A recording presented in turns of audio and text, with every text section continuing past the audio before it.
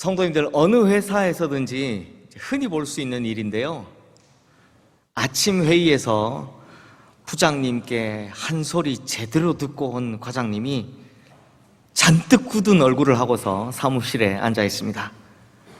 그런 과장님의 얼굴을 본 팀원들이 다들 눈치 보느라 앉아서 숨이 막힐 지경입니다. 그리고 몇 분 뒤에 그 과장님이 자기 바로 아래에 있는 대리님을 부릅니다. 그리고 다들 보는 앞에서 이야기를 하는데, 처음에는 좀 조용한 목소리로 이번 달 매출이 너무 적고 다음 달 행사 준비가 너무 미흡하고, 이런 이야기를 하다가 어떻게 됩니까? 점점 목소리가 올라갑니다. 점점 커집니다. 그러다 요즘 직원들의 군기가 어떻고 요즘 직원들 태도가 어떻고 막 하면서 자기가 부장님께 한 소리 들어서 기분 나쁜 걸 고스란히 자기 아래 있는 대리님께 성질을 내며 다 쏟아내는 거죠. 누가 봐도 좋게 보이지 않죠? 그래서인지 최근 들어 나온 일반인들을 대상으로 쓴 심리학 책에 보면 한 주제가 공통적으로 사용되는 걸 볼 수 있습니다. 그 주제가 뭐냐? 바로 기분이 태도가 되면 안 된다라는 겁니다. 기분이 태도가 되면 안 된다. 그러다 보니 책 제목들도 다 비슷비슷하더라고요. 기분이 태도가 되지 말자. 기분이 태도가 되지 않으려면 기분이 태도가 되지 않게. 그만큼 이 주제가 많은 사람들에게 관심을 받고 있다는 반증이겠죠. 그리고 중요한 것은 이런 책들의 공통된 주제가 이겁니다. 온갖 기분과 요동치는 감정을 현명하게 사용해야 자기 스스로 감정의 주인으로 바로 설 수 있다. 그리고 또 어리석은 사람은 자기 기분을 드러내고 현명한 사람은 자기 기분을 감춘다. 자, 성도님들, 우리가 지난주에 보았듯이 참 잘하고 있던 여호사밧 왕인데 아들 걱정 때문에 그 아들 미래 책임져 준다고 하나님께서 원치 않으시는 일을 하고야 말았습니다. 먼저는 하나님께서 참 못마땅해 하시는 북이스라엘의 왕 아합 집안과 정략 결혼을 맺은 거고요.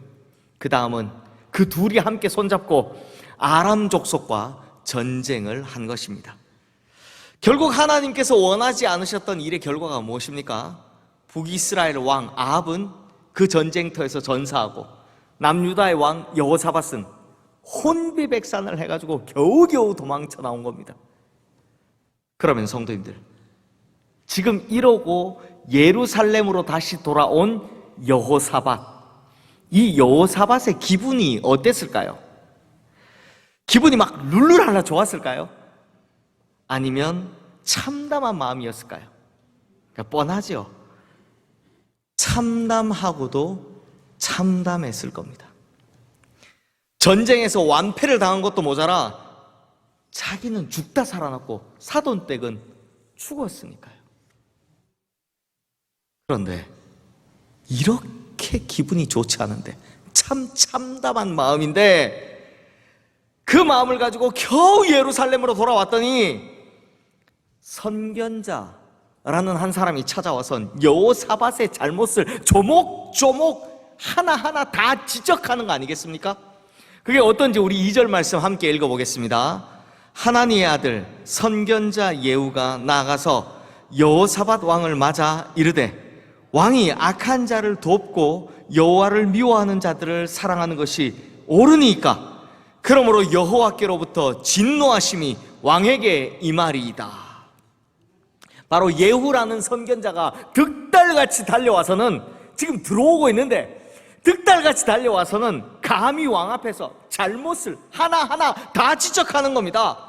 심지어 여호와의 진노하심이 왕에게 임할 것이다 라고 저주까지 퍼붓는 겁니다. 아니 성도님들, 아무리 선견자라고 하지만 여호사밧 지금 죽다 살아왔잖아요. 요단강 거의 반쯤 건너다 돌아온 거잖아요. 그런데 위로는 못할 망정 오자마자 그 자리에서 여호사밧의 잘못을 낱낱이 지적하다니요. 이게 좀 너무한 거 아닙니까? 아니, 평소에 좀 악하고 나쁜 짓만 일삼던 왕이라면 그래, 내가 언젠가 저럴 줄 알았다, 뭐 이렇게라도 생각할 텐데, 평소에 그렇게 잘하다가 딱 한 번 실수한 건데, 거기다 지금 죽다가 살아왔는데 거기다 대놓고 하나님의 진노가 임할 것입니다 라고 저주를 퍼붓는다니, 야, 이거 좀 너무하다라는 생각이 듭니다. 아니, 그렇잖아요. 아무리 인격이 훌륭한 사람이라도 지금 이 상황에서 이런 말 듣고서 선뜻 이 말을 받아들이고 마음 깊은 곳에서부터 뉘우치려는 사람 아마 아무도 없을 겁니다. 한 명도 없을 겁니다. 그러면 성도님들, 아무리 하나님의 말씀이라지만 이렇게 상대방에 대한 고려 없이 그냥 무대뽀처럼 마구 쏴대면, 마구 퍼부으면 이게 과연 효과가 있을까요? 오히려 효과가 반감되는 거 아닐까요? 보십시오. 좋은 예가 하나 있잖아요. 다윗이 밧세바와 간음한 후에 임신한 걸 알게 되죠.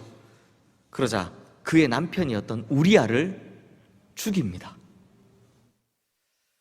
그때 나단 선지자가 다윗의 죄를 지적하기 위해 때를 다 기다렸다가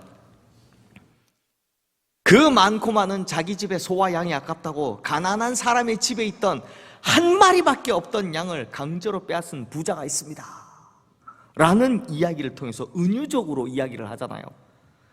이런 나단 선지자처럼 이렇게 좀 지혜롭게 하면 얼마나 좋습니까? 그래서 다윗도 곧바로 깨닫고 바로 회개하잖아요. 그런데 선지자 예후는 죽을 고비에서 겨우 살아 돌아온 여호사밧에게 그냥 가서 막 들이받아 버리는 겁니다. 막 쏘는 겁니다. 센스가 좀 부족해 보이죠? 야, 센스 참 좀 부족하다가 아니라 많이 부족해 보입니다. 그런데 성도님들, 여기서 우리가 절대로 놓치면 안 되는 중요한 내용이 있습니다. 사실 이 말을 하는 선지자 예후도 대단한 용기로 왕에게 말하고 있다는 겁니다. 사실은 자기 목숨을 걸고 이야기하고 있다는 겁니다. 이게 무슨 말이냐? 성도님들, 2주 전에 들었던 설교 한번 기억해 보십시오. 제가 그때 여호사밧이 영적인 감각이 참 뛰어나다라는 이야기를 하면서 여호사밧의 아버지인 아사왕이 어떻게 했을 때 하나님께 은혜를 입었고 또 어떻게 했을 때 하나님께 징계를 당했다는 걸 여호사밧이 똑똑히 보고 고스란히 잘 기억하고 있었다라고 말씀을 드렸죠. 그런데요, 그 중에서 아버지였던 아사왕이 하나님께 징계를 받게 된 사건, 그게 뭔지 기억하십니까? 바로 북이스라엘의 아합 가문을 치기 위해서 이방 족속인 아람의 왕 벤하닷과 손을 잡은 것, 이것이었습니다. 근데 성도님들, 그때 이 동맹을 맺었을 때 아사 왕에게 찾아와서 왕이 아람 왕을 의지했을 뿐 왕의 하나님이신 여호와 하나님을 의지하지 않았다 라는 하나님의 뜻을 전하며 아사 왕을 심하게 책망한 선견자가 그때도 있었습니다. 그게 누구냐? 바로 선견자 하나니라는 사람이었습니다. 그때 선견자 하나니가요, 성경 전체에서도 손에 꼽을 만한 명언을 남기는데요, 그 말이 뭐고 또 그 말을 한 이후에 하나니가 어떻게 되었는지 지금 화면에 뜬 역대하 16장 9절 10절 말씀 우리 함께 읽어보겠습니다. 여호와의 눈은 온 땅을 두루 감찰하사 전심으로 자기를 향하는 자들을 위하여 능력을 베푸시나니 이 일은 왕이 망령되이 행하였은즉 이후부터는 왕에게 전쟁이 있으리이다 하매 아사가 노하여 선견자를 옥에 가두었으니 이는 그의 말에 크게 노하였음이며 그때 아사가 또 백성 중에서 몇 사람을 학대하였더라. 지금까지 아사 왕은 참 선하고 괜찮은 왕이었는데요, 그의 말년에 고작 이거 딱 하나 잘못하는 바람에 선견자 하나니가 와서 막 혼을 내자 이게 얼마나 기분이 나빴는지 바로 그 선견자 하나니를 잡아다 감옥에 가두고 또 하나님 아래 동조해서 옳은 말 하는 백성들을 혹독하게 탄압했다라고 합니다. 학대했다라고 하죠. 근데 성도님들, 다시 돌아와 오늘 본문 2절 말씀 한번 보십시오. 지금 그의 아들인 여호사밧 왕에게 하나님의 뜻을 전하며 심하게 책망하고 있는 선견자 예후, 이 예후가 누구 아들이라고 합니까? 바로 그 하나니였습니다. 하나니의 아들인 겁니다. 그러니 아버지 하나니에 대한 불편한 기억을 아들 예후가 가지고 있는 것 당연한 겁니다. 제가 아버지가 하나님 말씀을 전하다가 정말 혹독하게 고난당했던 것, 이걸 아들에게는 트라우마가 될 수 있습니다. 그런데 그럼에도 불구하고 선견자 예후는 하나님께서 자기 입에 넣어주는 말을 그대로 가서 왕에게 전달하고 있는 겁니다. 그러니까 자기 아버지처럼 될지도 모른다라는 걸 각오하고 지금 그 왕에게 전하고 있는 겁니다. 그러니 성도님들, 선견자 예후도 대단한 강심장이죠. 그러니 사실은 센스 없는 것이 아니라요, 지금 목숨을 걸고 하나님의 말씀을 왕에게 전하고 있는 겁니다. 생각해보면 이 정도 각오니까 얼마나 세게 전했겠습니까? 보통이 아니었을 겁니다. 진짜 세게 이야기했을 겁니다. 그렇다면 성도님들, 아버지였던 아사왕은 자기를 비난하는 선견자 하나니를 감옥에 가두고 또 옳은 말 하는 백성들을 학대하고 탄압했다라고 했잖아요. 그러면 그의 아들 여호사밧은 어땠을까요? 그것도 죽을 뻔했다. 아버지는 뭐 그냥 동맹만 맺고 온 상태고 지금 여호사밧은 죽을 뻔했다, 겨우 살아 돌아왔잖아요.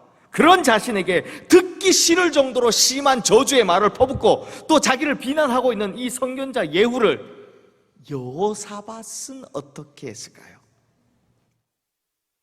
자, 성도님들, 설교의 처음에 말씀드렸죠. 기분이 태도가 되면 안 된다. 기분이 태도가 되면 안 된다라고 말씀드렸죠. 사실 여호사밧에 관한 설교를 하면서 가장 많이 하는 말이 여호사밧은 영적인 센스가 참 뛰어나다, 이 말입니다.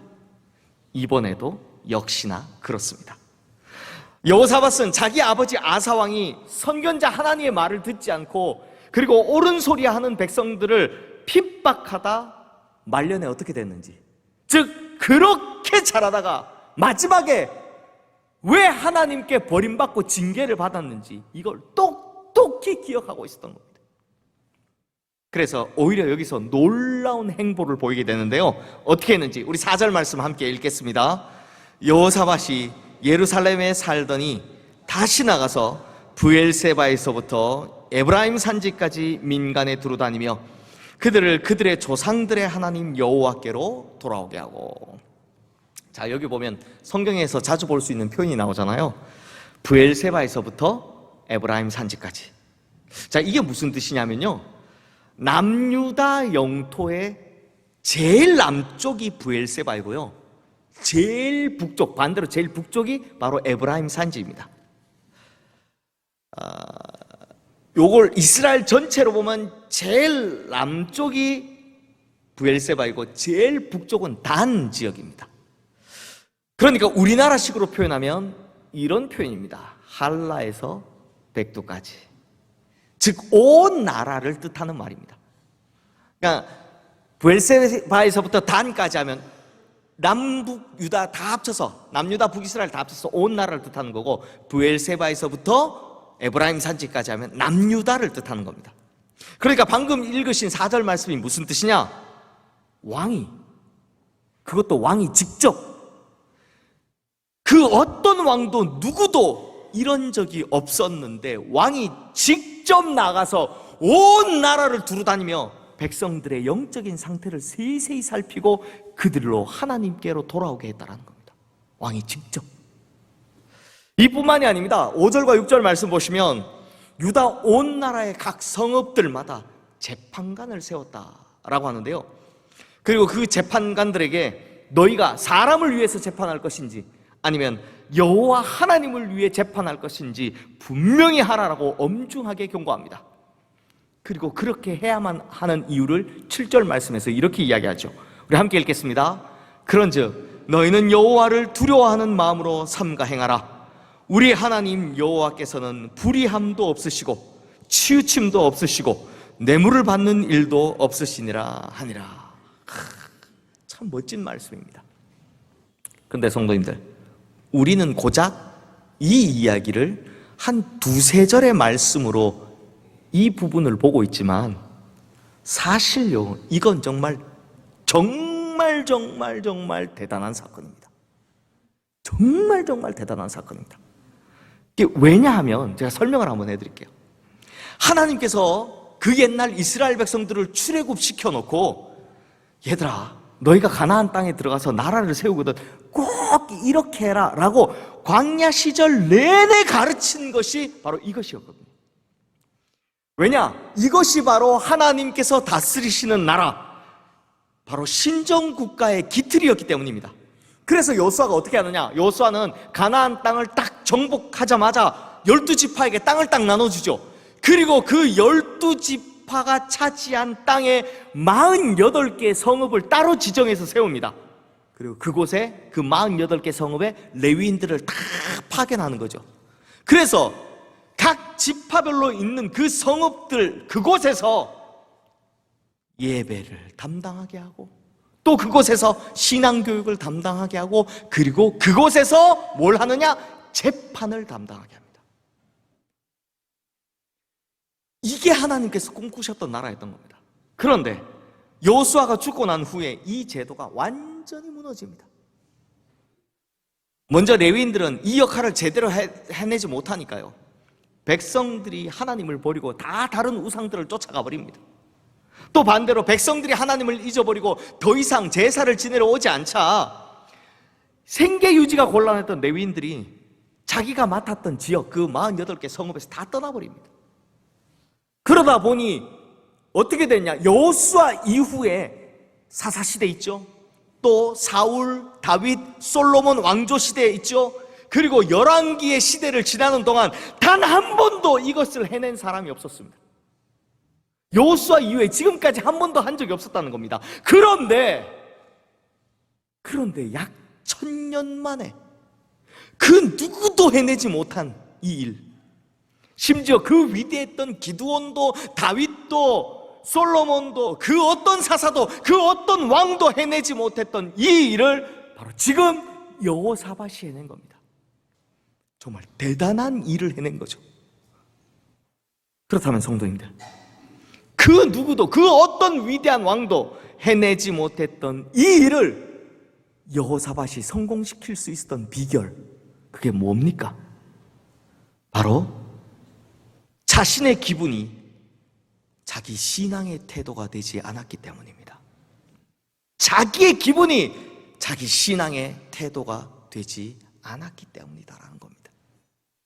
성도님들, 지금 여호사밧은 어쩌면요, 자기 인생 전체 중에서 가장 기분 좋지 않을 때를 맞이했습니다. 전쟁에서 완패한 것도 모자라 자기는 죽다 살아나고 자기 사돈댁은 죽었으니까요. 그런데 타는 불에 기름 붓는 격으로 가뜩이나 기분 안 좋은데 정말 최악으로 참담한데, 예후라는 선지자가 찾아와서는 자기의 잘못을 하나님의 말씀에 빗대어 신랄하게 조목조목 지적하는 겁니다. 얼마나 기분 나쁘겠습니까? 거기다 자신의 잘못 때문에 하나님께서 진노하셨다고, 하나님의 진노가 왕에게 임할 거라고 마구 저주를 퍼붓는 겁니다. 얼마나 마음이 상하겠습니까? 그런데 성도님들, 정말 놀랍게도 여호사밧은 자기 아버지 아사와 달리 자기의 가슴을 그렇게도 찔러대는, 자기의 기분을 그렇게도 상하게 하는 바로 그 자리에서 그 하나님의 말씀을 겸허히 다 수용한 겁니다. 다 받아들인 겁니다. 자기의 마음을 찌르고 있는 그 하나님의 말씀을 다 받아들인 겁니다. 결국 이 태도가 아버지 아사와 아들 여호사밧 사이에 결정적인 차이를 만들어낸 거죠. 결국 이 태도가 여호사밧의 인생에서 가장 큰 위기를 가장 큰 기회로 바꿔버린 겁니다. 그리고 또 너무나 기분이 좋지 않았지만 선견자 예후가 전하는 하나님의 말씀을 마음에 깊이 새기고 그 마음 가지고 백성들을 하나하나 살핀 일, 바로 이것 때문에 그 위대한 선조들, 그 누구도 하지 못했던 하나님께서 다스리시는 신정국가의 기틀을 바로 여호사밧이 마련할 수 있었다는 겁니다. 참 대단한 일을 해낸 겁니다. 왜요? 자신의 기분이 자기 신앙의 태도가 되지 않았기 때문입니다. 성도님들, 제가 이번 설교 준비하면서 좀 자료도 찾아보고 특별히 이런 책들이 있으니까 책 내용도 좀 찾아보고 이런저런 것들을 검색하다가 가양제일교회 이병후 목사님이라는 분이 쓰신 목회단상이 기사로 나와 있던데 이걸 읽게 됐습니다. 제가 사실 이분에 대해서 전혀 모릅니다. 우리 교단 목사님도 아니고 뭐 개인적인 친분이 있는 것도 아니고 전혀 모르는데 이분이 쓰신 글이 오늘 설교의 내용에 참 맞는 부분이 있다 싶어서 제가 이분의 글을 그대로 발제해서 한번 조금 읽어드리도록 하겠습니다. 제목: 기분을 뛰어넘는 신앙. 며칠 전 성도 한 사람이 내년에 맡은 사역을 그만두겠다고 한 통의 문자를 보내왔다. 그날은 교회에서 사역에 대한 회의를 마친 뒤였다.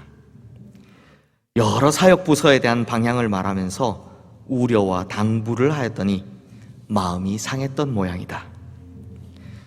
문자를 받고 생각해보니 내가 그에게 마음을 상하게 하려는 의도는 없었으나 사전에 충분하게 설명하거나 의견을 나누지 않고 전한 말이라 섭섭하게 들렸던 것 같다. 이처럼 매우 이성적일 것 같은 그리스도인들도 감정에 영향을 받는다. 마음이 상하면 예배드릴 기분이 아니야, 기도할 기분이 아니야, 봉사할 기분이 아니야, 찬양할 기분이 아니야 라고 말하며 감정을 드러낸다. 기분이 좋으면 잘 하다가도 기분이 상하고 나쁘면 실족하고 넘어진다. 그러나 그리스도인들은 기분을 뛰어넘는 신앙생활을 해야 한다. 감정의 기복이 심한 사람은 올바른 신앙생활이 어려울 수 있기 때문이다. 감정을 다스리지 못하면 수렁에 빠질 수 있다. 성도님들, 저도 그렇고 우리 성도님들도 그렇고 뭐 여기 계신 분들 다 그렇겠지만 누구나 다 잘한다는 소리 듣고 싶지 너 잘못했어 라는 소리 듣고 싶은 사람 아무도 없을 겁니다. 하지만 하나님의 말씀이 우리의 가슴을 찌를 때, 하나님의 말씀이 우리의 잘못을 가감없이 신랄하게 지적할 때, 그때 우리는 어떻게 해야 합니까? 하나님의 말씀마저도 기분에 따라 받아들이고 안 받아들이고를 결정하실 겁니까? 기분에 따라? 아니면 아예 하나님의 말씀을 듣는 것조차 내 기분에 따라 좌지우지 하실 겁니까? 기분 좋으면 잘 듣고 기분 나쁘면 안 듣고, 감정에 따라 듣고 싶은 것은 듣고 듣기 싫은 것은 안 듣고 무시하고, 그렇지는 않습니까? 사랑하는 성도님들, 하나님의 말씀이 우리의 가슴을 찌를 때, 그것이 어떤 순간 어떤 때라도 우리의 상황이 어떠하고 그에 따른 우리의 감정이나 기분이 어떠할지라도 그것과 상관없이 하나님의 말씀이라면 무조건 겸허히 다 받아들여야 하는 것입니다. 그리고요, 성경을 보면 하나님께서 우리에게 허락하신 감정이라곤 오직 이것밖에 없습니다. 항상 기뻐하라, 쉬지 말고 기도하라, 범사에 감사하라. 이것이 그리스도 예수 안에 있는, 안에서 너희를 향하신 하나님의 뜻이니라.